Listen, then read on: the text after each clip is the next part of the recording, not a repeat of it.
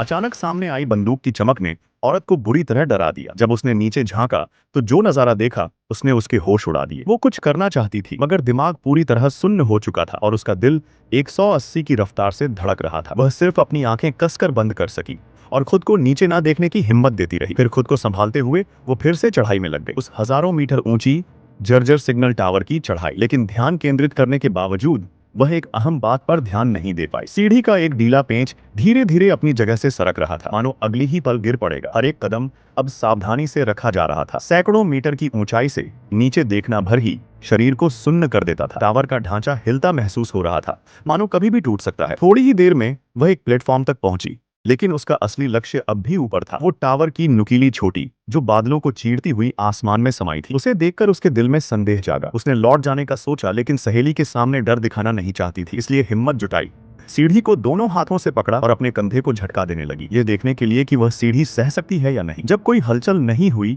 तो उसने गहरी सांस ली और अपनी कमर सीधी कर खुद को हवा में लटका लिया। लेकिन जैसे ही उसके पैर सीढ़ी से छुए उसे पछतावा होने लगा। वो समझ चुकी थी कि अगर जरा सी भी चूक हुई तो उसकी लाश तक नहीं मिल पाएगी। डर को शांत करने के लिए वह गहरी सांसें लेने लगी। अब छोटी बस एक कदम की दूरी पर थी। डर के बावजूद वह आगे बढ़ती रही, एक एक कदम सोच समझकर। लेकिन तभी ऊपर खड़ी उसकी सहेली ने मस्ती में आकर सीढ़ी को जोर से हिला दिया। जो पहले से ही डगमगा रही थी, नीचे चढ़ती औरत गुस्से से चिल्लाई, लेकिन ऊपर वाली जैसे मौत से बेखौफ थी। उसे अंदाजा नहीं था कि उसकी बेवकूफी कितनी भारी पड़ सकती है। जहां 2 मिनट में चढ़ा जा सकता था, वहां डर से कांपती औरत को आधा घंटा लग गया। अंत में जब वह छोटी तक पहुंची, उसकी सहेली ने हाथ बढ़ा दिया, लेकिन तभी सीढ़ी अजीब तरीके से हिल गई, जिससे डर और बढ़ गया। अब वापस लौटना नामुमकिन था। अच्छी बात यह रही कि डर पर काबू पाकर और सहेली की मदद से वह टावर की चोटी तक पहुंच ही गई। अब दोनों ने ऊपर पहुंचते ही पागलों की तरह तस्वीरें लेना शुरू कर दिया। लेकिन जब नीचे उतरने की बारी आई, तभी कयामत आ गई। चढ़ने की सीढ़ी अचानक खिसक गई और डीली हुई पेंच जमीन पर गिर गई और अगली ही पल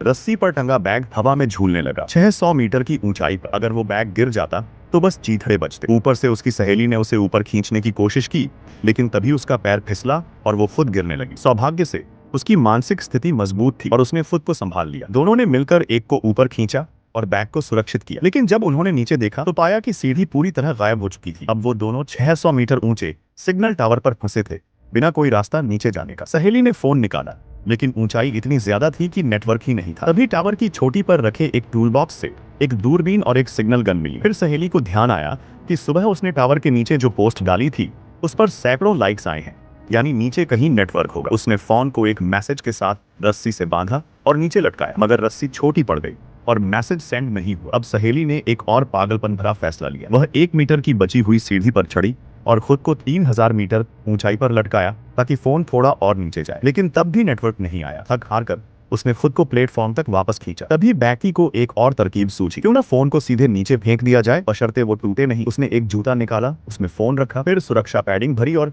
नीचे फेंक दिया। फोन जमीन तक पहुंच गया, लेकिन क्या मैसेज पहुंचा पता नहीं। कई घंटे बीत गए, लेकिन कोई मदद नहीं आई। अब उनकी नजर नीचे झूलते बैग पर गई, जिसमें जरूरी सामान था, लेकिन रस्सी वहां तक नहीं पहुंच रही थी। इसलिए सहेली ने खुद नीचे जाने की ठान। वह रस्सी को एक खंभे से बांधकर नीचे उतरी, लेकिन एक झटका आते ही वह लगभग गिर गई। लेकिन उसका अनुभव काम आया। अब वह धीरे धीरे नीचे उतरकर बैग तक पहुंची, मगर हाथ फिर भी थोड़े दूर थे। आखिरकार उसने पागलपन भरा फैसला किया। उसने अपनी सेफ्टी बेल्ट खोल दी। अब उसकी जान की कोई गारंटी नहीं थी। उसने खुद को झूलने दिया और झटका देकर लोहे की प्लेट तक पहुंच गई। वहां से बैग उठाकर खुद को संभाला और पानी पीकर होश में आई। अब वापसी की बारी थी, लेकिन ऊपर की रस्सी थोड़ी दूर थी। तब उसने बैग से सेल्फी स्टिक निकाली, उस पर बैग को बांधा और बार बार रस्सी पर फेंकने की कोशिश की। कई असफल प्रयासों के बाद आखिरकार बैग रस्सी में फंस गया। सहेली ने एक लंबी छलांग लगाई और खुद को रस्सी तक पहुंचा लिया। अब बैकी ने रस्सी पकड़कर उसे ऊपर खींचा और कुछ ही देर में वो वापस टावर की छोटी पर थी। अब उनके पास था एक ड्रोन। बैकी ने बैग से एक रेस्टोरेंट की रसीद निकाली, उस पर आईलाइनर से एक संदेश लिखा